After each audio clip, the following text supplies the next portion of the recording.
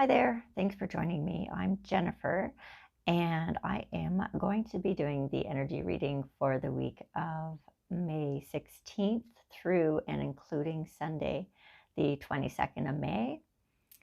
I again am using the Albano White Tarot for the main part of the reading, and then clarifying will be with the Sacred Rebel Oracle by Alana Fairchild. And then I'll be pulling one card from the Shaman's Dream just to have their take or a general message from the Shamans. And that deck is from Alberto Villaldo and Colette Barron Reed. This week I am recording this reading from Nelson, British Columbia, and it has been very rainy, actually. I think the first day I got here, which was Thursday or Friday, I'm not sure. I think it was maybe Friday, was the nicest day. And it's been, and actually, yeah, they're not calling for any sun now until next Saturday, but I'm only here till Thursday. However, I'm still getting out with Jackson, and we're still doing some hikes between the raindrops. And yeah, but it's still very beautiful. I'm not complaining whatsoever. Okay, so let's get going on this reading.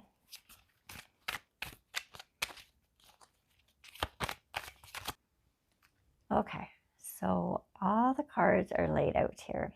And to be honest with you, I had to stop the video and take a moment to really tune into the cards, because it just feels like, on my first glance, that there is a lot of contradiction. So I had to actually, read some material on the cards, because I am still learning and still working with this deck. It is a process, as I said. And so one of the clarifying cards, I kind of, I intuited some things with it, but I wanted to know what the author's interpretation was, because I needed clarification on the row, because that middle row has contradictions when you first look. But then I realized the card I was looking up was about choices. Then when I read that, I was like, so they're not contradictions, they're choices. It's going to be this or this. However, okay, I am babbling on, so let's just get into the reading. Okay, so at the beginning of the week, we are starting off with the Page of Swords.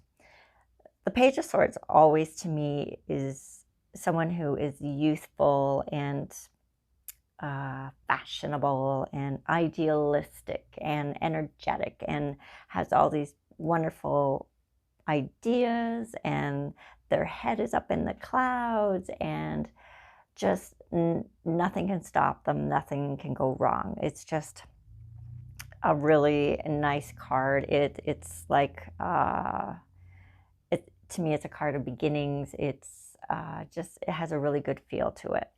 So followed by that, we have the Knight of Pentacles. So this card, to me, has kind of an opposite feel. It feels very serious to me. It's a very focused card. So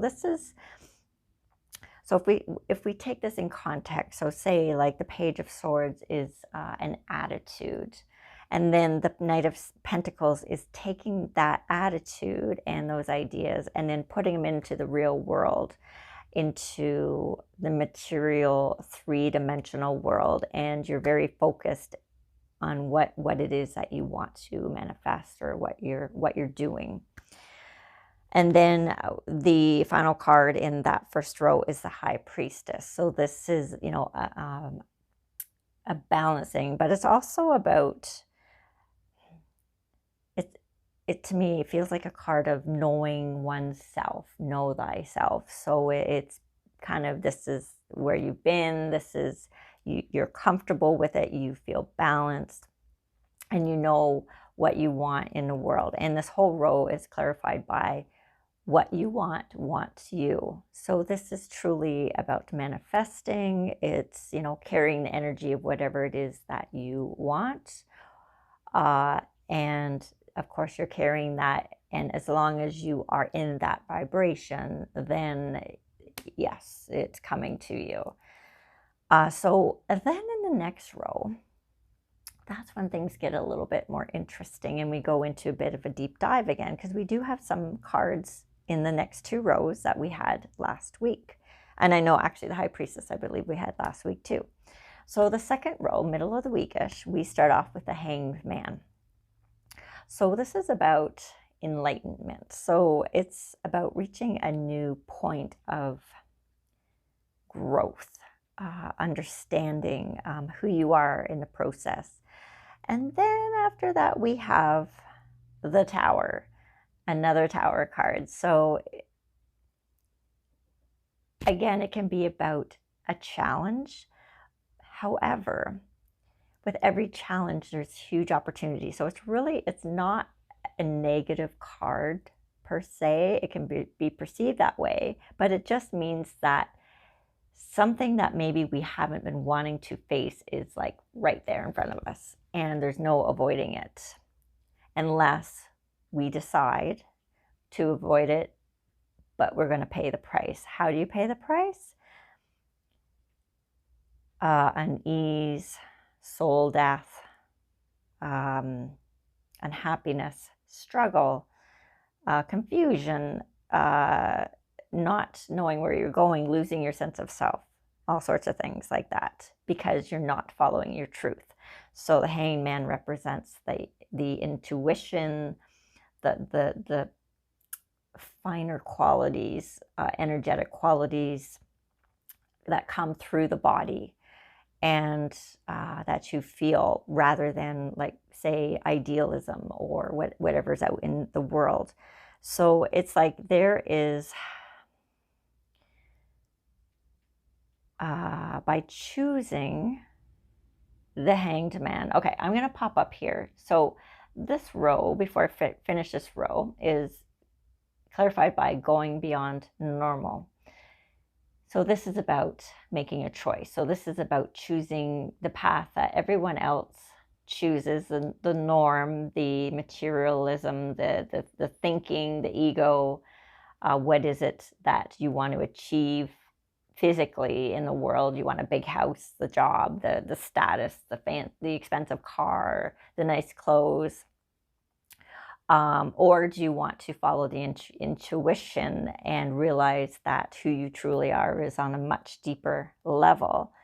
And that's the one that will bring you the long-lasting happiness. Like all those materialistic things, there's nothing wrong with it, but they're very short-lived. If you base your happiness and joy on those things, you'll never, ever find true happiness. It's always in the moment. It's always comes from within.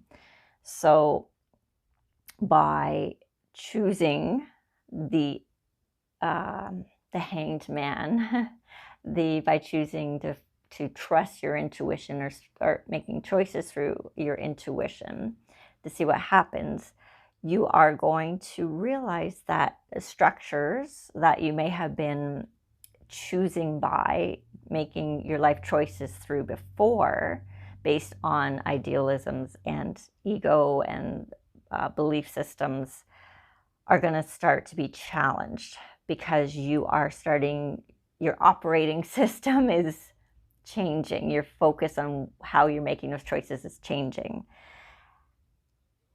But I also want to say that by making that choice, things happen very fast for you with that 8 of Wands. So although, yes, things break down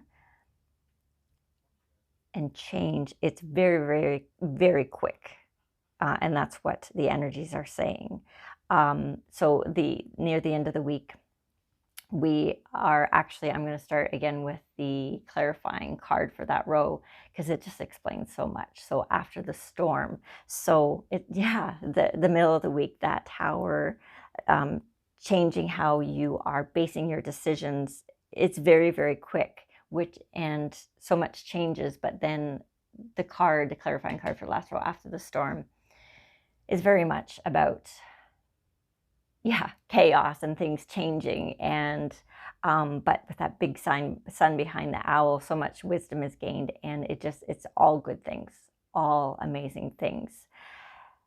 So you're on this path, and you are with that Eight of Pentacles, again, focusing with on what it is you are manifesting, using your skills and your talents to do so, but you're doing it from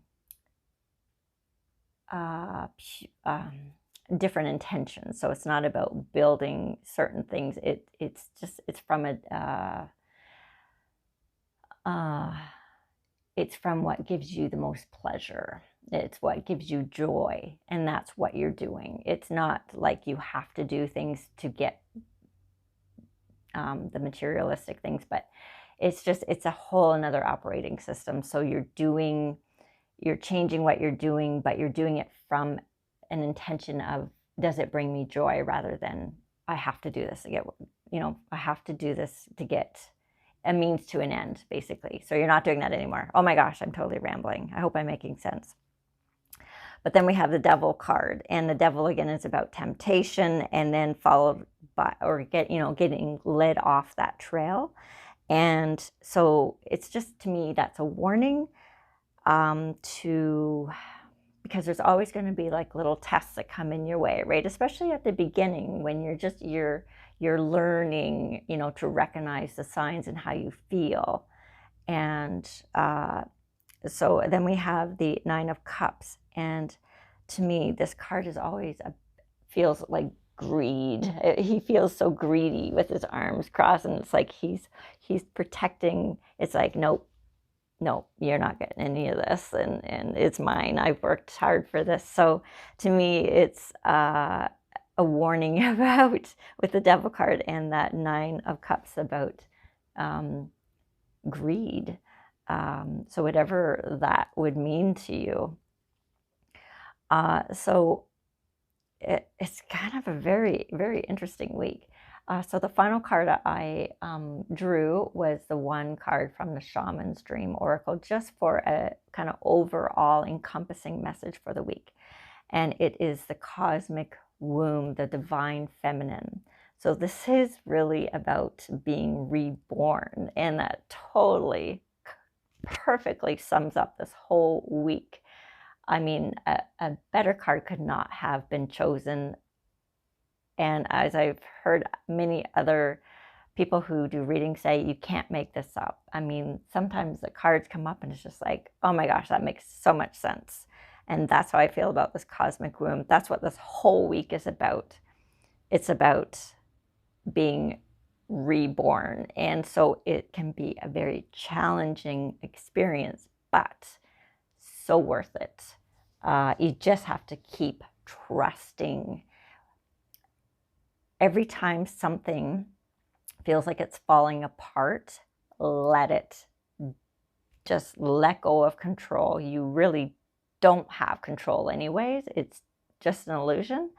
You just have to choose to trust the process. Nothing is supposed to remain the same. It's not meant to. Everything is evolving in every moment. So just have patience, trust, and keep loving yourself. And it will get better. It will get easier.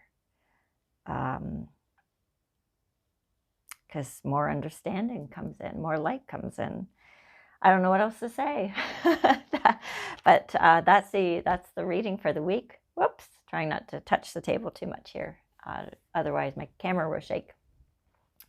So thank you so much for joining me. I appreciate if any of this resonates with you. It's not going to resonate for everybody, of course. But this seems like a very specific message for somebody. Sometimes that's just the way it comes up.